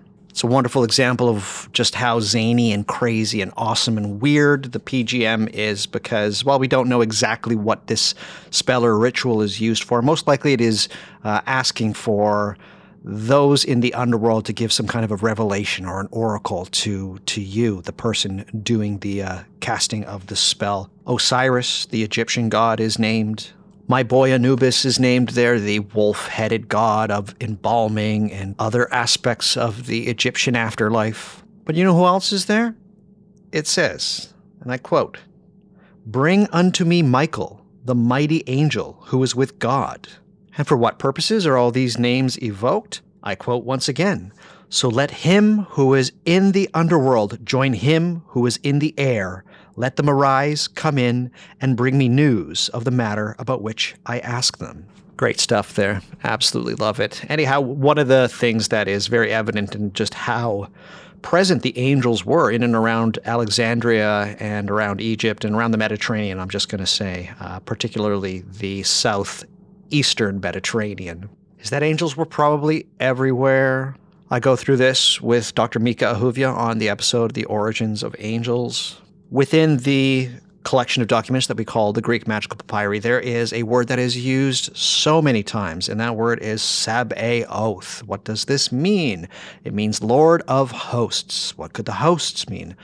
Well, hosts means armies, it means other things as well, but a lot of times, and probably for what it is referring to within the Greek magical papyri, it probably means the hosts of angels, the unseen army of angels. That, when you invoke their name, that's got a lot of heft to it. It is all over the Greek magical papyri. Yet early angel magic, the angels, for the most part, they were invoked to be able to assist in processes, particularly to do with creating talismans, and a lot of times there will be that influence of the Islamic world, particularly their astrology. But insofar as things like the Testament of Solomon, in which the words and the names of angels are used to be able to scare and to thwart the demons that are summoned by Solomon with a ring given to him by an archangel, Michael, once again. That stuff is retained in some of the earlier documents that we have regarding Solomonic magic. Great example of this is the Hygromantia, or the Hygromantia, I like calling them both. Such a spectacular document because you can just kind of look at it and just see, oh, there's a talismanic influence here. Most likely that is influence of the Islamic world, and there's Jewish influences and Greek influences, not just Byzantine, but otherwise. I repeat myself, angels are indeed a very big deal. In fact, it could be argued that the very first, what we would call grimoire, text, book of magic, is angelic. It's an angel grimoire, and this would be the Sefer HaRazim, otherwise known as the Book of Secrets. In short, it is basically an astonishing document, and one of those ones where I know a lot of people really like grimoires, and particularly they like the necromantic stuff, the treasure hunting and all of that, which is me. This is me. I'm basically talking about myself. Until you actually take a look at some of the things that we call the earlier grimoires, the Sefer HaRazim, the Book of Secrets, is probably the first actual true grimoire. And for somebody who was a fan and is a fan of the Greek magical papyri, that stuff is in there as well, but it's also combined with Jewish Merkava mysticism. It's just so wonderful. And again, I would use it as evidence that the Jewish peoples were very definitely doing magic. In fact, the 2nd century Greek philosopher Celsus once remarked that the Jews were a bunch of angel worshippers and they were addicted to sorcery. It's not the last time that that's going to happen to the Jewish peoples, but it started early. If the Sefer HaRazim is representative of the kind of stuff that the Jews were interested in regarding the use of magic and rituals and spells, it probably looked a lot weirder than a lot of people would like to think nowadays. Now, this document, which is again an astonishing one, and particularly even how we have a translation of it, the story is great. Dr. Justin Sledge of Esoterica, the YouTube channel, former guest here on What Magic Is This? About Jewish magic. He has an episode about the Sefer HaRazim. Great information in there for that one. But as I said, it doesn't look like the kind of angel magic that we're used to. And what do I mean by angel magic that we're used to? What does that look like? What are some of the major aspects of Western angelic magic? You see, in the late medieval period, there was a kind of cult, if you will, that was fairly widespread, of this idea of guardian angels who would watch over individuals' souls. What's more, they were also in some way people that could argue in your favor for your entrance into heaven once you have shuffled off this mortal coil. Of course, because it's angels, it's this kind of magic, obviously very closely tied in with the kind of European Christianity that was developing and continued to develop before, during, and after the Middle Ages. Basically all the way up through till, I'm just going to say, the 19th century, the release of the 6th and 7th book of Moses. That's kind of where I pretty much stop the last huge development of angel magic, besides the John Dee's Enochian magic revival in the late 19th century and the 20th century. If one takes a look at a lot of the grimoires that get labeled angelic, and what you're going to have also with a lot of these books of magic and those that would probably be working magicians utilizing these things and going through them, is there's usually not just straight up angels. It's usually angels and spirits. Sometimes the angels are there because of the spirits. Sometimes the angels are used as names of power and things of that variety. And sometimes the angels are just you do that thing. And this is the major thing. And this is the point I'm trying to get to with European angel magic, is that it's a kind of theurgy. In other words, divine magic. You are invoking or evoking the presence of these entities that you are trying to contact. In this case, this is an angel or angels. And what you're asking them to do, again, I'm talking specifically about angel magic, is usually you're asking them to confer knowledge, let you know what's happening, within the power structures of the society in which you find yourself in, as well as just the power structure within the universe, within the heavens and things of that variety, as well as to provide spiritual benefits to you, the practitioner of this kind of magic. And how does that happen? What do you do? For the most part, you forbid yourself from doing a lot of stuff. Yeah, you basically make yourself an ascetic. You got to purify yourself, right? You got to do the things that make you a holy, entirely faithful spiritual being. A lot of abstinence, no eating of things that have blood, no touching of anything that is dead. A lot of times these rituals take months and months and months and months to complete. They were meant to be an ordeal, with the ultimate goal usually of the angels doing the thing that gave them their name. Sometimes delivering a message to you, or sometimes taking you, carrying your message up to the heavens, right? That's their job. That's what they're supposed to do. Why do the magic? Because you want them to do the things that they were here and everywhere to do. There's some wonderful examples of this. I think of two very specifically, and probably the ones that, if I had to, point people to what I would consider to be a great example of an angelic grimoire. The first one is going to be the Ars Notoria, and the other one is going to be the Sworn Book of Honorius, or Liber Juratus. A lot of the Sworn Book of Honorius is actually from the Ars Notoria. A lot of the prayers are, at least. The Ars Notoria specifically was about doing these kind of practices, these kind of ascetic practices, and the prayers, and just months and months and months, in order for the angels to confer to you knowledge. Yeah, you were asking the angels to basically make you super smart. It promised you that when you learn things, you'd learn it at an accelerated rate. You'd just basically be a brainiac. So yeah, the angels would be of a tutelary nature, right? It was written in the 12th century by a monk in the area that we would now designate as being northern Italy. And the fact that we have well over 50 copies of it in collections means that it was probably very popular, and most likely popular amongst the people that it was most likely directed at, because it was written by a monk, so it was popular amongst other monks and scholars and clerics. It's a very fascinating document. And again, as I said, a lot of the prayers and things within this document made their way into another grimoire that I find very cool, and it's one of those ones that I have listed in my episode on how to read grimoires, and that is the Sworn Book of Honorius, or Liber Juratus. Most likely late 13th century, early 14th century. Very influential book. Not as influential as Ars Notoria, perhaps, but still super influential, particularly on John Dee.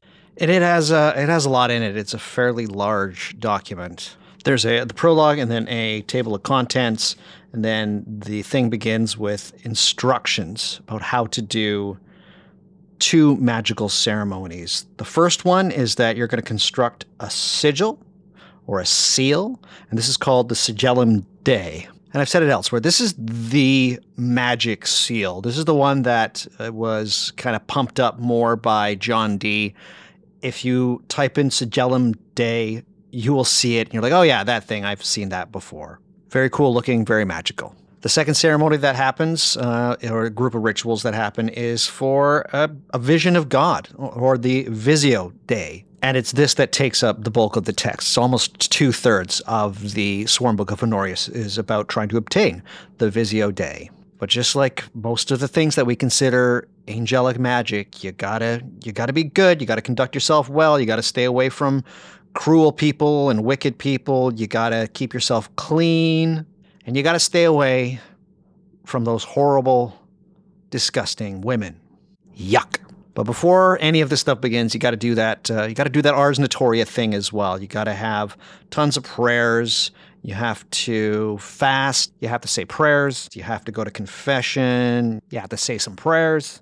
Provide penance. Did I mention that you have to say prayers? Yeah, you got to say some more prayers. There's like a cycle of prayers. Then after all of this stuff is done, I believe this initial kickstart to the festivities, there's an angel, and an angel appears to you in the dreams, and it tells you whether you made the grade, whether you got it, kid, you're in, or not, you didn't pray enough. Nope, so sorry, don't even continue, because we're not going to listen.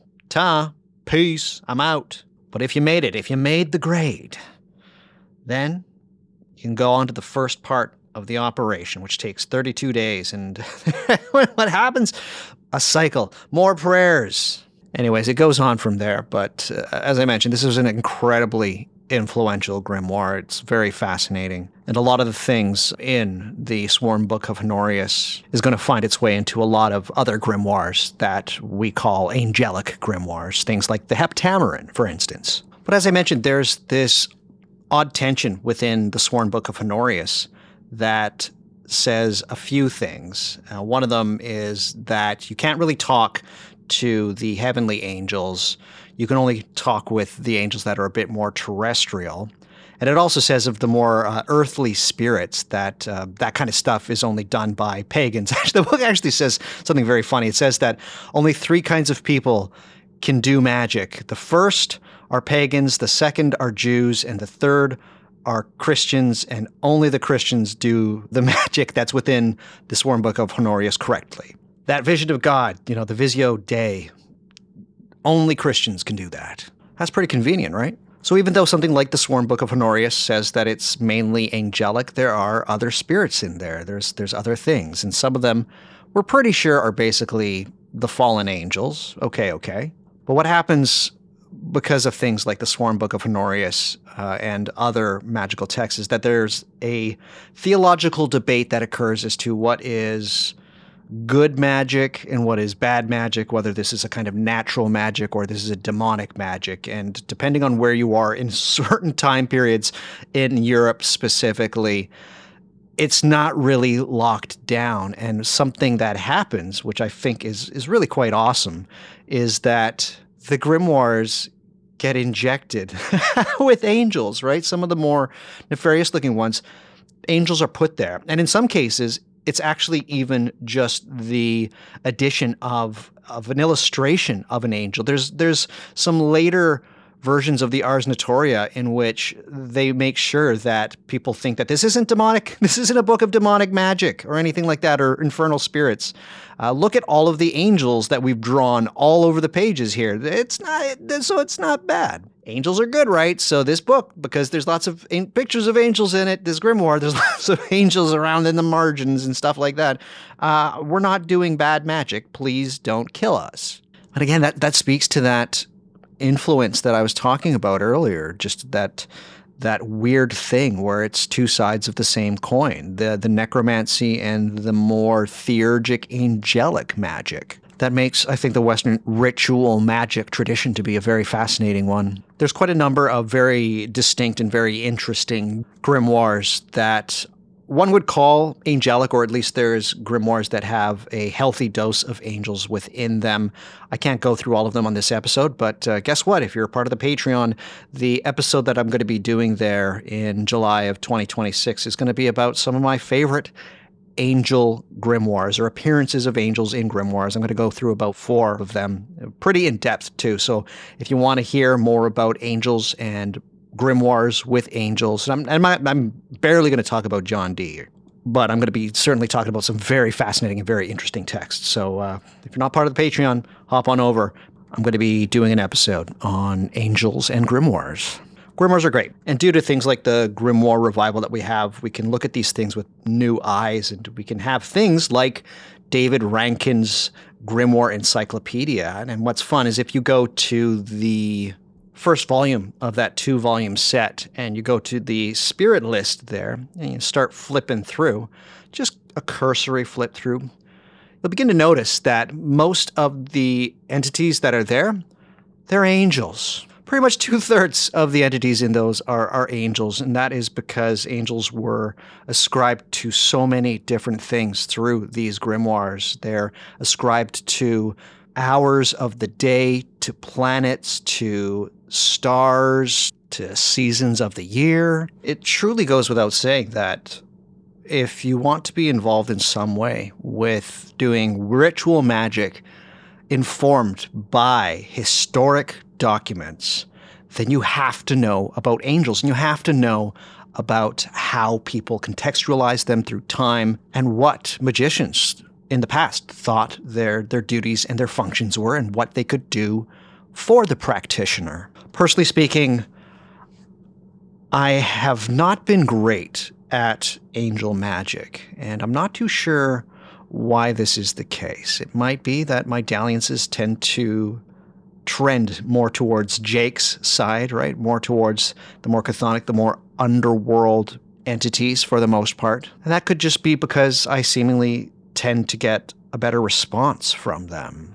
They seem a little closer to home. And when you look at these texts, particularly, not the angelic ones, the more goetic grimoires for the most part, these entities are sublunar. They're pretty close. And the other entities, they're usually pushed out there. They're further away. Although, as I said, in some instances, a lot of these spirits are called angels and they're terrestrial of some kind. But for myself, I've found angel magic to be quite difficult.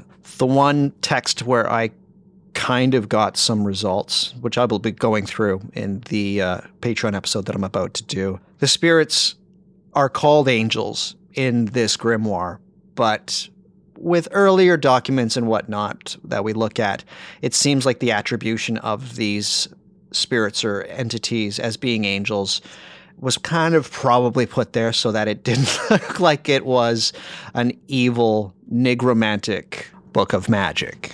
So again, it's tough to say because I got some kind of results for it, although it was a awful, it was a very embarrassing operation that I did.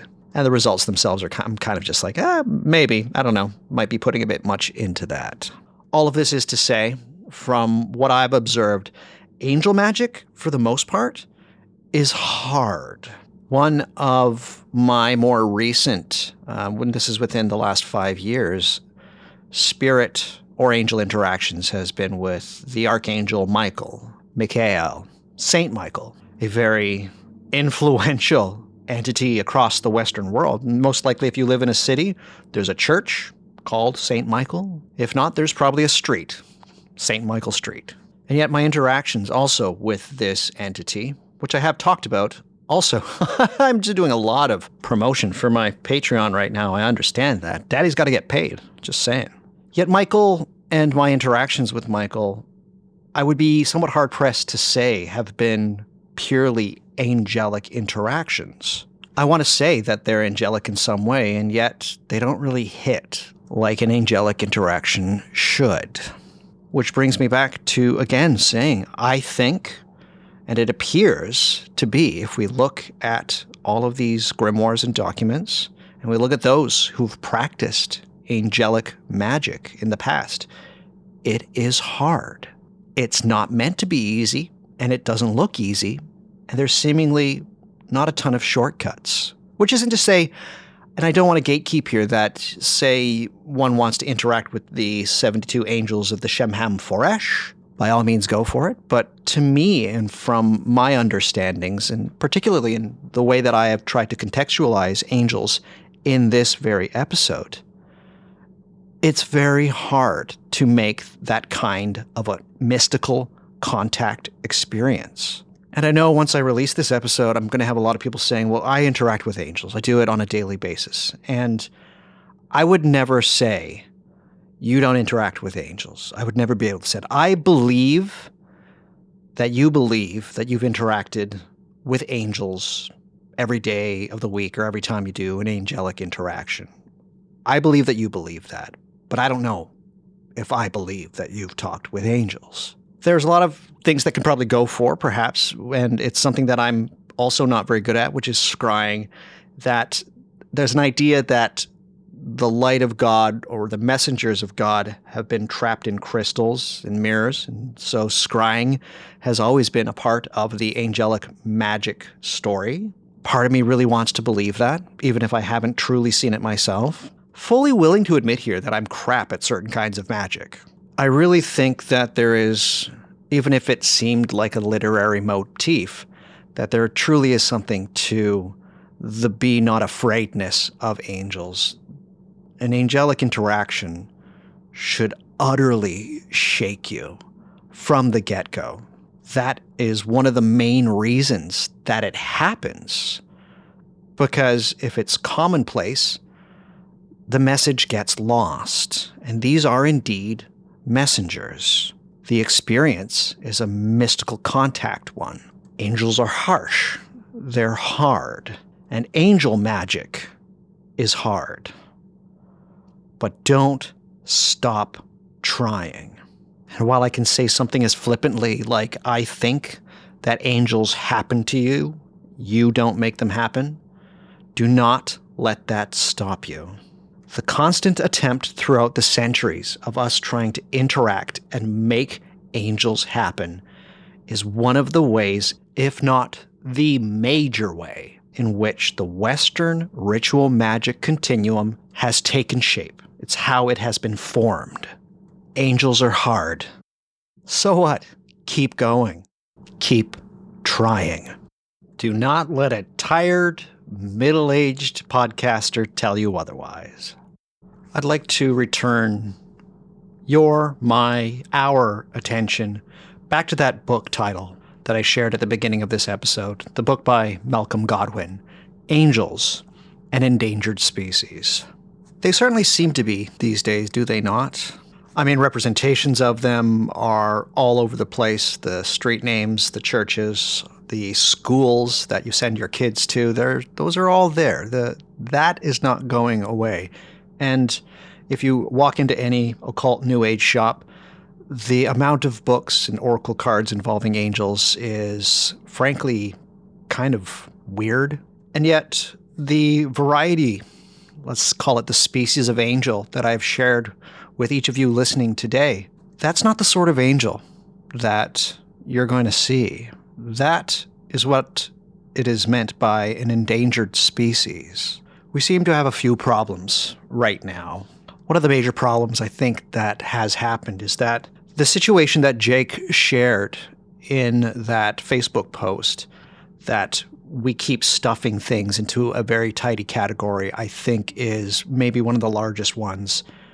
We have a lot of preconceived notions, particularly with our longer tenured mythology and stories. And we still, to this day, tend to use those as the basis for certain kinds of experiences that we may have, as if the variety and the changes within the phenomena don't happen through time.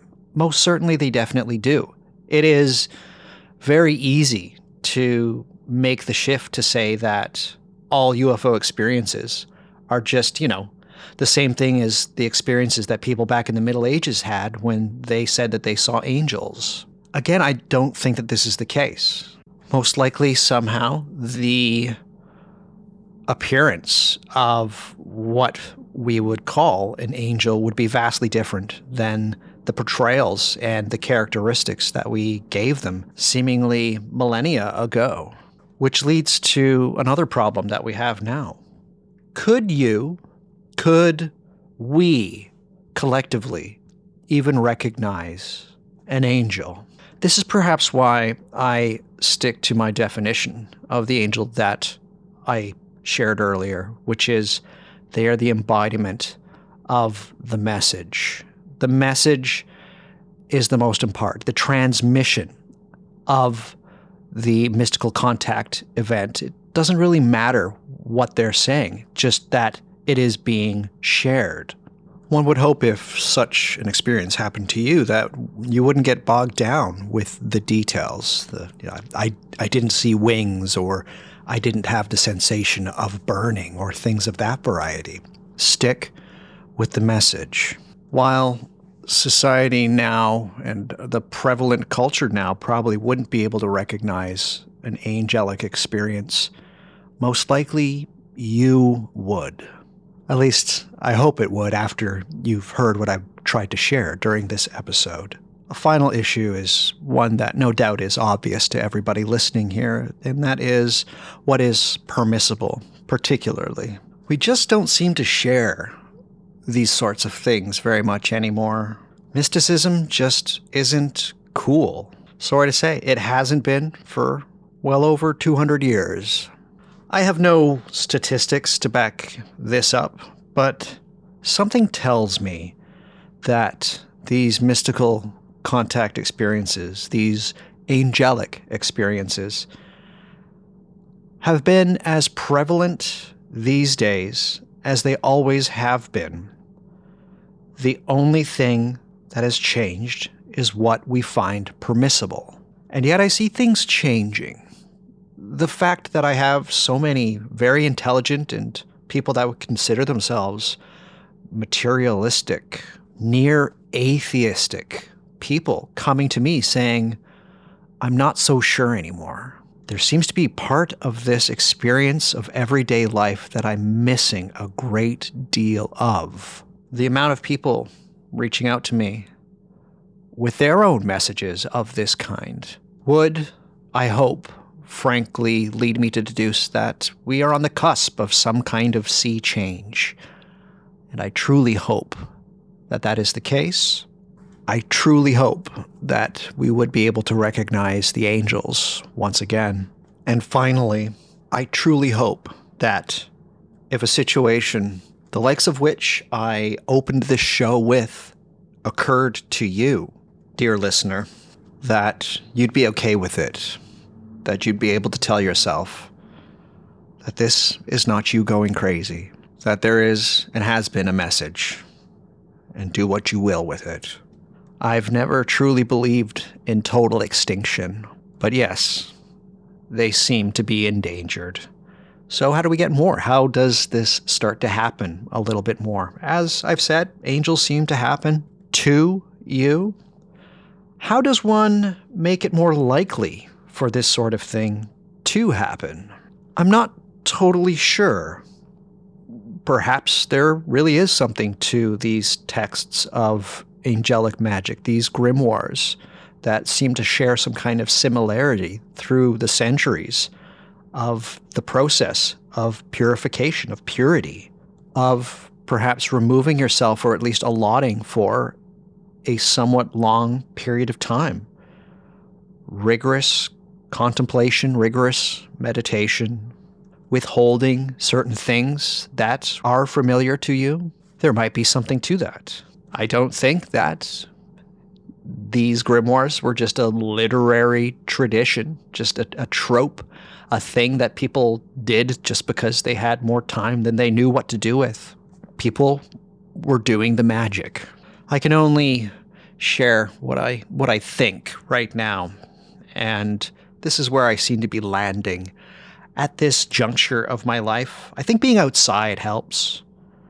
I think being outside a lot helps. Do that if you can. If you can, spend more time outside if you're able to. Who knows? You might meet a fairy along the way. Something about my experience leads me to believe that heights and thin air might have something to do with it. Air and wind, I think, have something to do with it. Fires and burning and whirling and snakes and birds and all of the things. For myself, I would be happy if another angel decided to just drop by and say hello. I am probably not going to go out of my way to make it happen. Once was enough, I think, for this lifetime at least. But what I am doing is that, at least in my mind and within my magic, because I still interact with an entity that we call an angel, which is Michael, is that in some small way, I am returning to the idea that we have labeled as a literary and mythological conventional process where, in order for a certain faith, in this case Judaism, to survive, it needed to be distinct, and small gods were turned into angels so that the one big god could be incontestable. That's where I am right now with how I approach these things. I'm making room for those small gods. If I'm to be perfectly frank and share a touch of my own unverified personal gnosis, my interactions with Saint Michael, what is considered to be an angel, an archangel, if you will, they don't seem to me to be like an angel. My interactions, they seem to be in some way a small god, and they seem to be very martial, very Roman, if you will.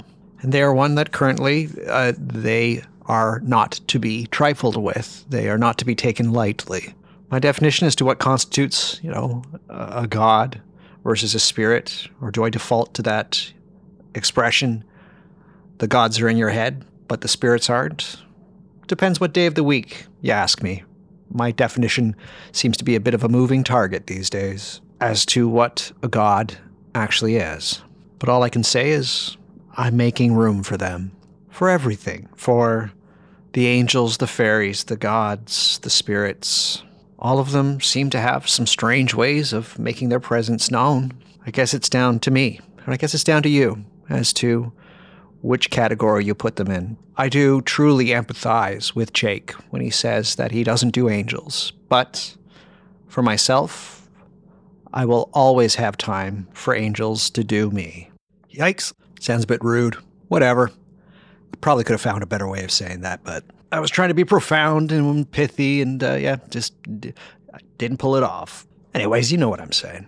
And Jake would have loved that. Jake would have laughed, at least. I hope so. Anyhow, that's the last time I will bring up Jake. I really hope in this episode it didn't sound like I was talking down or diminishing Jake in any way, shape, or form. That was not the intent, and that is not the intent of me bringing up his statement as to why he doesn't do angels at all. Although I only ever interacted with Jake Stratton-Kent literally twice over the wonders of Facebook Messenger, I truly do miss him, and our world of magic is sorely lacking one of its brightest stars. He was an astonishing intellectual. One wonders if he got his wings, and if he even had a choice in the matter. It was my father calling my name that snapped me out of whatever it was that I was experiencing at this time, and I don't really know for how long it went on, because the moments that I was in it seemed timeless. They seemed eternal. It was like I was able to finally get my eyes back, and I lowered them from where they were looking, which was at everything and seemingly nothing. All I remember is my first immediate thought after hearing my father's voice was that the clouds had wings. So I looked lower to where I was, and I saw my father, and he was there. It was right out in the clear. And I just started walking towards him. I just started making my way towards him. He was not that far away. And I got to him after having descended, and he basically asked if I was okay. And I said, I don't know. I don't feel great. And he said that he just watched as I was just staring off into the distance with my right arm resting across my chest with my hand clutching my left shoulder. He asked me if something was up, if everything was okay, and I just said I didn't feel good, and I wasn't going to tell him anything. I couldn't relate because I had no idea what was going on with me or for how long the experience had happened or if I was having some kind of a health incident or something of the like. So I just said that I'm not feeling good. If we could make our way back to the campsite, I'd really appreciate that. He asked me if I'd been drinking water or that I was suffering from some kind of exhaustion or altitude, something. And I just said I don't feel good and I'd really prefer to go back. And that's what we did. And I didn't really talk to him for the rest of the walk down, although I did on the way back stop at a small patch of snow on the mountainside, which hadn't melted yet. And I made myself a snowball, and I just kind of held it with me. And as I was walking back down, I just let the snowball melt in my hands. I don't know why I did that. I could be, poetic and say that just like the experience, the snowball, which was something tangible that I held in my hand, slowly just got out of my grasp and just went away. Who knows? But I'm not sure why me packing a snowball and holding onto it while I descended a mountain, just having the heat and the warmth from my hands slowly melted into water, which would then drip onto the ground. And then there was just no more snowball. The rest of the day, I was fairly quiet. I remember just, my father asking me questions, and I would give, very simple answers. And I just said to my dad, I don't really feel good. It didn't stop me from having a couple of beers that night, and didn't stop me from eating or anything like that. But I just said I wanted to go to bed early. And I did. I did go to bed early. I didn't sleep, though. I just listened to the wind is basically what I did that entire night. I didn't sleep a wink. I just listened to the wind on the tent. For some reason, the air, the wind felt very sacred that long, sleepless night. In the time since that experience, I've never had anything like it. Nothing has come close. It was utterly unlike anything else that has ever happened to me, and it happened without me trying to get it to happen, at least to my own cognizant knowledge. One could wonder, after listening to this whole episode, one could say, Doug, what was the message? What was the point of this thing? You say that these things deliver messages. What was your message? And of course, that remains, just as I hope it would remain if this sort of thing happened to you, to be a very personal one. But without getting too cheeky, it was something along the lines of, don't be afraid. Something along the lines of, be not afraid. All that I can say at this point in my life, with everything that has led me to the creation of this episode, is that for a brief moment I knew that a mystery was letting me know something. The message, it didn't really matter that much. The message was probably just that it wanted me to know that it was there. And I did. It breathed itself into me. It was breath. It was air. It's no wonder why they have wings.